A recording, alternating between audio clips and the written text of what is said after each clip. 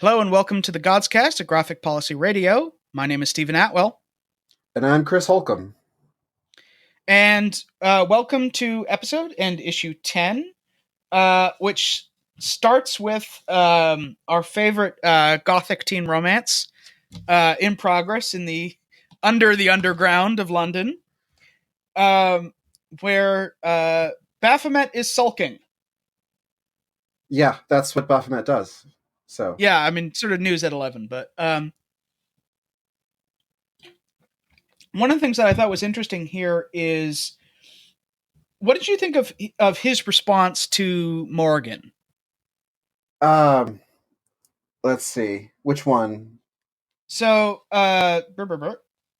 she says, he says, not now, Marion, which is like, now we know her real name. Mm-hmm. I'm not feeling playful. Don't pretend to care. You doomed me. And she says, I doomed you because I cared. This is all you ever wanted. So what do you think about that? So this leads me to wonder, did one of the Morgans make the decision to bring Baphomet into the Pantheon? Yeah, because like that's one of the mysteries at this point, is that, like, you know, we know that Ananke normally makes the gods, but there's always been this discussion about, like, can a god make a god? And we sort of saw last week, right, that Cassandra / Erder made the other two Norns. And, you know, there's this whole thing about, like, well, okay, Baphomet isn't a real god, so what, you know. Yeah, but neither was Lucifer. That's a good point. I mean, you know, in terms of the sort of theology here, it's all a bit cod. I'm not entirely sure. So it feels like the Norn cannot exist without three people. So yeah, that it is a triune figure. It's three. Cassandra is chosen as the greatest of them. Something similar for the Morrigan, but I'm assuming it was only one woman chosen for here. Yeah, that's kind of interesting. She's kind of like, one has three bodies at all times, and the other one seems to just switch between three bodies. Right. Or three personalities. The deeper I get into this, the less I'm convinced that any of the rules that are set down are anything more than Ananke's choices and or manipulations. So it's probably a good instinct. So yeah, do you know what it reminds me of? Sure, go ahead. It reminds me of Lost. Have you seen Lost? Okay, yeah. So see where you're going here. We're also covering this on Unspoiled, and spoilers for a 14-year-old show, guys, but there's all this thing about selecting the right people to be members of this community on the island, and then there's candidates selected to replace them, and the rules of and what the island wants. And I feel like one of the missed things of the show is that you can interpret it as, this is not what the island wants. This is what Jacob wants, and he does things and convinces people, and the people he wants around are the ones who are going to buy into this mythology, when it's really setting up a cult of people to worship him while he does centuries-long craft projects. So this entire thing makes me think that, like, going from my theory of last week, where Ananke is setting up gods and harvesting them, I feel like 90 years is about how much time she gets off of a crop of gods, so she needs to make some more. Maybe she's like, she's skimming their income so she can live comfortably in the meantime. That's right. This is all a life insurance scam. It's Ananke's been around. She can perfect the grift, you know? Yeah. No. I just like that idea. It tickles me. So we then go from there to Inanna and Laura talking, where, like, Laura is setting out that, like, why she's kind of fucked up about this. Mm-hmm. And that, you know, she thought she was a god and that she's not. And what I like about this scene is, like, you've been complaining a lot about, like, Laura doesn't seem to have enough motivation. Mm-hmm.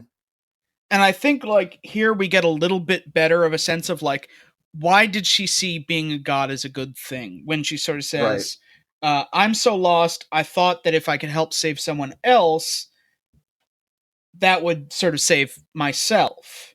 And she's definitely talking about a lot of sort of self-hatred. And then Ananke gives her, excuse me, not Ananke, God, Inanna gives her a hug, which, you know, I think is just a very sweet moment because there's not enough hugs in comics, really. That's very true. And Inanna, of all the pantheon, seems to be genuinely care about making people happy rather than high. Yeah. And speaking of high, they then teleport to, and this is like our big splash page, this enormous concert. Right. I mean, you know, you look at those like, I don't even know what they are, like giant speakers or the sort of Oh, those are. obelisks. Yeah, I think they're just obelisks. This is part of the aesthetic and the symbols and Yeah, but yeah, like and if you compare those in scale to people, like those things must be, you know, 100 feet tall, if not more. They're enormous. I don't know about that. I could see 50. Yeah, I guess I don't know. Like I'm zooming way in, and they're like, man, people are just really little dots compared to those things. Yeah, maybe you're right. Okay, yeah, maybe I Anyway, was it's just looking at a couple people's. yeah, it's just All kind right, of impressive. And then they sort of like, Peter Pan their way down to the ground. I actually did not notice that until now because unfortunately on the Kindle it doesn't do splash pages well, so I'm looking Ah, between them, and I thought it was just fireworks. So yeah. So they land, and there's like this awkward moment where Ball and Inanna like run into each other, and like Inanna pieces out before they can have a conversation.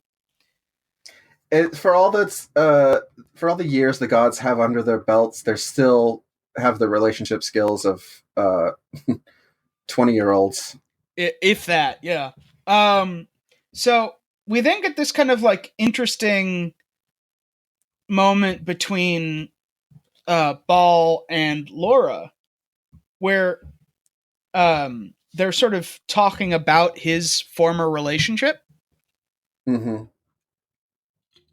I thought it was kind of the way that he phrased it was interesting, which is like that Inanna wouldn't have cared who Ball slept with, but Ball kind of wishes that he did. Yeah, You know, I don't. sorry, go ahead. From what I know of Inanna was not big on monogamy. Yeah, I think That's just not a consideration for her. So yeah, I think that's kind of I the thing is that like Ball kind of is, and you know, polyamory is a lot of things, but it's not easy, especially if like you've got the communication skills of a teenager. well, yeah, but there's also like the Inanna I'm thinking of. What I know from Snow Crash is like was very much about sex everywhere you can. Yeah, So yeah, it feels. I don't know, Ball. You're barking up the wrong tree. If you're yeah, it's sort of a doomed relationship. But then they sort of switch from personal stuff to business, and I love this like 6 panel thing where Ball is like so up his own ass with giving people nicknames that he renders himself like totally unintelligible. mm-hmm. Where it's just like, you know, what? Who the fuck are you talking about?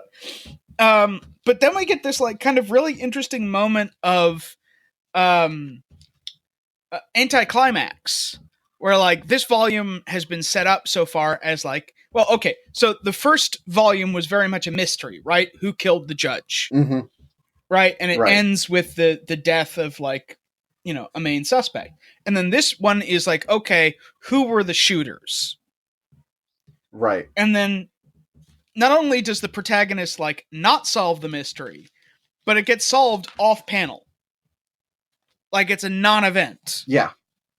And it's like one more moment, and in fact, the next page is not her story. Like, that's how much a sort of a fake protagonist Laura is, that like she is not the active force in solving the mystery. And then David Blake pops up again. What did you think of, like, all of a sudden this background character showing up again? I find it odd that someone of his prestige would ever take his lumps and admit to being wrong. Yeah. Because when we first saw him, he struck me very much as one of these 30-something YouTube personalities. Yeah. Definitely, like, it's funny that, like, this came out sort of before he was a thing, but he kind of reminds me a little bit of, like, Jordan Peterson. Yeah, that, like, I've actually tenured lunatic turned media personality. Well, it's don't take this the wrong way, but Jordan Peterson actually has something to offer, and I don't say that as though he's a good person. In that there's something to be said for telling young misogynists to clean your room. I mean, sure, that is a baseline. I will give him that. He's not 100% wrong, but I mean, he's still a terrible person, and I wish he would vanish off the face of the earth. But having done my research into who this jackoff is, and like, oh, here's how he gets people to follow him, and that he actually gives solid life advice, and then hooks you into the terrible, nasty stuff that he needs to be shot into space for. Yeah. So, well, the all meat diet will deal with him. So we then, he basically sort of says, "Oh yeah, like I was, and he's our, like, exposition vehicle. He was like, yeah, I was helping with the investigation. I can tell you who actually the shooters were, and they're a bunch of academics." Which, I mean, the thing that, like, I have to admit, my first thought was, like, I'm a little suspicious that two British academics could get their hands on assault rifles, let alone accurately fire them from across a rooftop. I'm a little suspicious that two male academics can set up a meeting time to pull this off, much less get it done in sync. But I'm also like, I don't trust Blake. I don't think I'm sorry to be that guy who doesn't trust anyone, but yeah, I don't think what he's saying is completely the truth. The thing that I do think is interesting is we get another image. I mean, obviously, part of this is McKelvie, like, being very judicious with page, use, which is we get the same image of that panel that Laura was at. And we now see that, like, these two guys, like, one of them was on stage and one of them was in the audience. Right. And, like, we also knew from Anana's story that he was he was at the back wall when all this was happening. Yeah. So it's like coincidences piling on top of coincidences. This is just now coming to me, but I feel like something went down in that panel. Like, there was a meeting, or there was a god there doing something. Something happened here, and I feel like there's a very big, maybe not an answer, but a giant clue in these panels. So I'm thinking, if you've seen Time Crimes, where he travels through time, and if you watch it again, you realize, oh, there's his arm sticking out the whole time. Right. So, but, like, what I also love is, especially on, like, when you flash back to Laura and Blake, that, like, Laura feels just as unfulfilled from the denouement as the reader kind of does, where, like, quote unquote, she's won, but, like, she just looks miserable.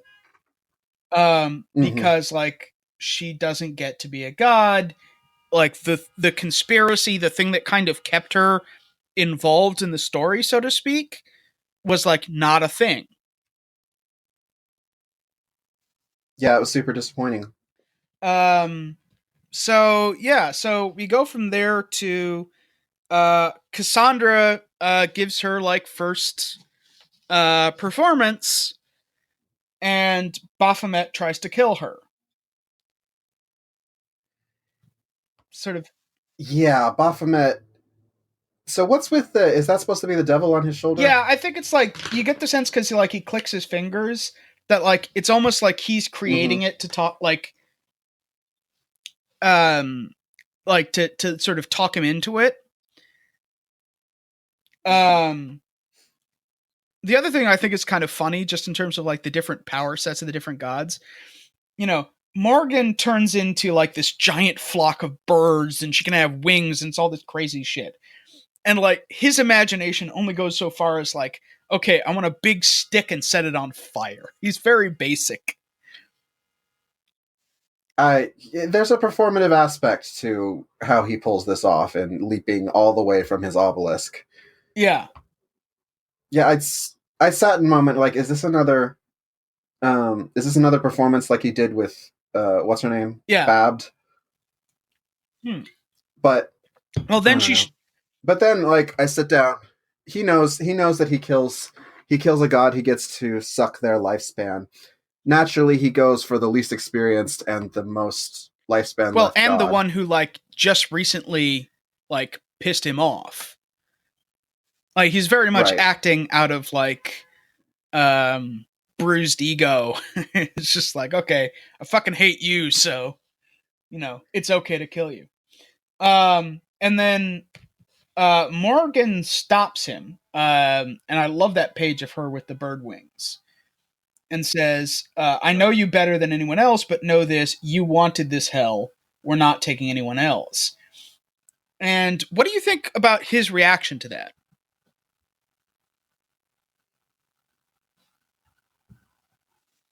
Yeah. I have no clue. This is an emo teenager fight where I don't have all the context. Yeah. Oh, that's a very good way to phrase that. So Ananke steps in, like outlaws them, they disappear. And then Cassandra like actually gives her full performance. And I have to say, like, I love how they've done this where like her panels are the only ones that are in black and white. And then all of a sudden it's like a full page thing. And yeah, her message is it's nihilism, Lebowski. Sure. Not a Lebowski fan, sorry. Okay. But just, you know, man, like it's bleak as shit. You know, there's nothing, everything's irrelevant, we're all going to die, we're all going to be alone. And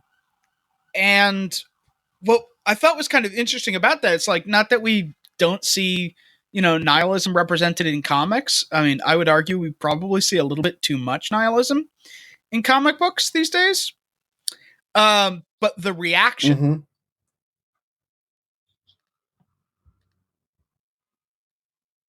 Yeah, so sure. Hold on, I lost my page. So yeah, they're eating they it just up. like they go nuts, and you know, Cassandra storms off and like completely loses her shit. Mm-hmm. And it's like, again, it's this kind of like interesting meta commentary where it's like, you know, an art sort of an avant-garde artist whose like work is not being understood by the public. Yeah, I find this butted heads with my conception of the Norn at this point. I did not think that Cassandra as the Norn would give much of a shit about what the Thread thinks. So it's confusing to me to see her have an emotional reaction. I guess the sense of like, okay, so if she never cared about like what anyone thinks, right? Why become a journalist? Why become, especially a journalist who like puts themselves on camera? Like I definitely get the thing that she says right before she performs, I think is very telling. Where he says, she says, they've seen how dumb this all is. They're going to calm down. They're going to listen. They're going to understand.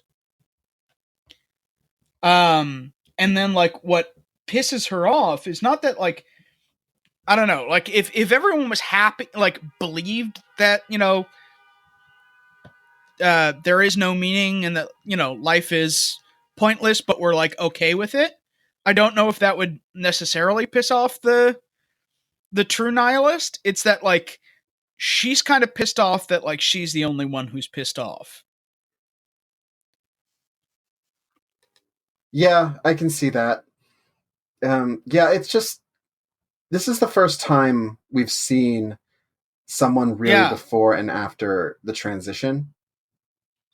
So I'm trying to pick apart which of these are the gods, the god coming through, and which of them are Cassandra's cheerful personality manifesting itself, because I still don't really have an answer on how that is affected. I don't know. So yeah, it's like, here's what I see. I see the Norn is giving up and she wants to speak to the people and tell them her truth, which is, none of this is fucking important. This is all just a piece of thread that's going to be cut and it doesn't mean a goddamn thing.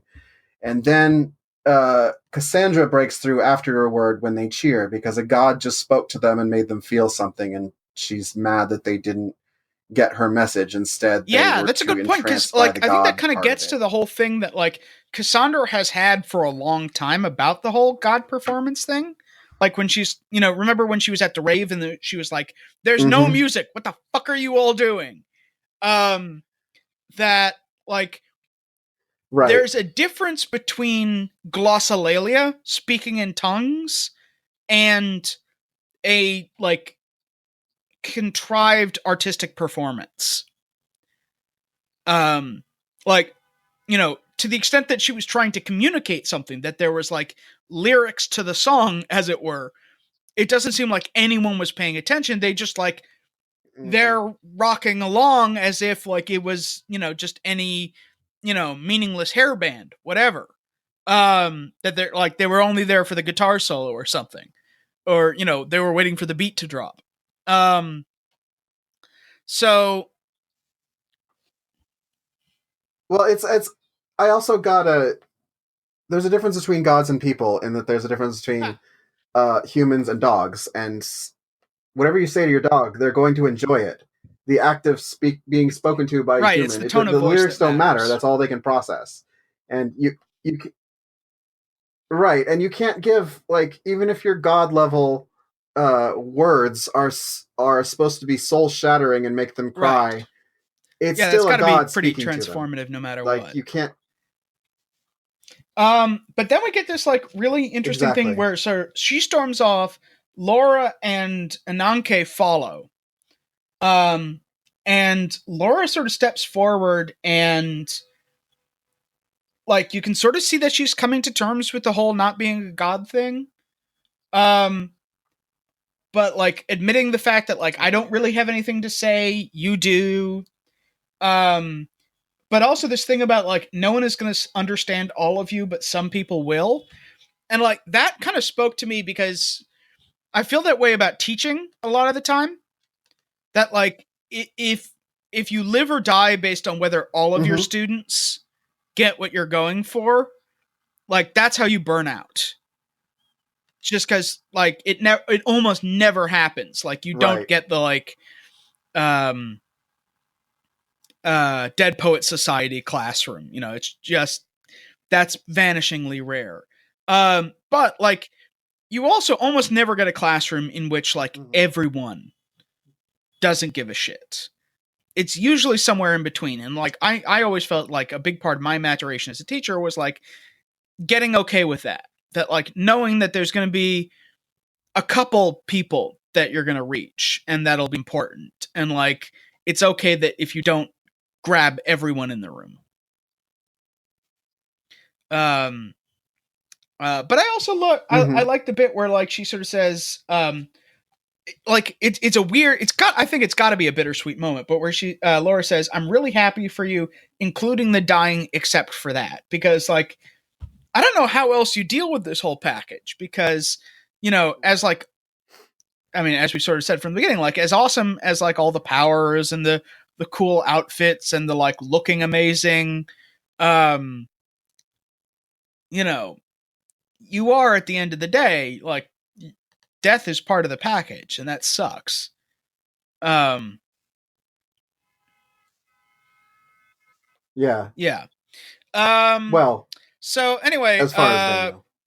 then we get a scene where like Baphomet is back in the underground and like is kind of isolating himself and decides to kill Inanna.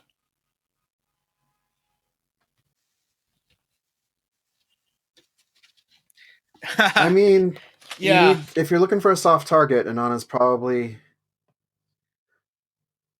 or we have maybe not. Terra. I don't. But We haven't even seen her yet, have Inanna, we? especially just because he's such a like Okay. nice. I mean, first of all, we don't know anything about Terra except that she is like people think that she's pretentious and she's got a bit of a hate dom. Loathe. Hate dom? No, hate dom is the better way of pronouncing that. Yeah, and that like she doesn't hang out much. Yeah, that hate dom is something very different. So yeah, so that's the end of the issue. Do you want to plug your stuff before I go into the spoilers?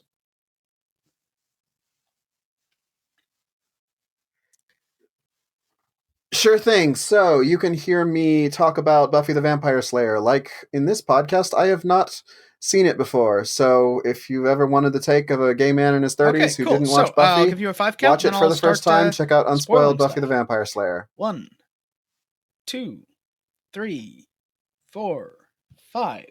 All right. So, couple really interesting things here. I mean, number one, this whole thing with David Blake's intervention into the investigation, like this is deception. He's co-opting the investigation. And I personally think that like making Cassandra a god was a big part of that because it makes her a little bit more controllable. It means that she's sort of has to listen to Ananke, at least to like tell her what this stuff is. The other thing that's really interesting is like the whole conversation between Ball and Morgan. You really see in retrospect, she is gaslighting him constantly. She is always telling him, I know you better than you know you, and like every time that he says like this is how he feels about something, she contradicts that and so on and so forth. And then the final thing, like the moment where Laura helps Cassandra, I think is the moment where Ananke realized that Laura has to go because like now, it's like, okay, we've like Baphomet is now like a fugitive, so we don't have to worry about him. Cassandra, we've like hoodwinked, so we don't have to worry about her, but like she's the loose end, so now she has to be dealt with.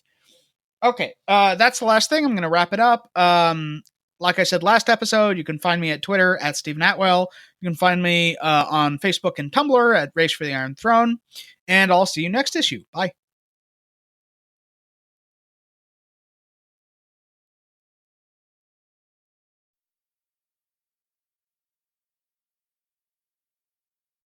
Hey, thanks for watching the previous video from Graphic Policy Television. Just by watching, you help support our site. Thank you so much. Now, if you're watching these videos, you probably care about geeky things like movies, television, comic books, toys, games, video games, you name it. You can go and subscribe right now to our YouTube channel to stay in touch and catch all the new videos, or check out our website at graphicpolicy.com. There's a nice link on this end of the video. But as always, thank you for watching. Keep on rocking and keep it geeky.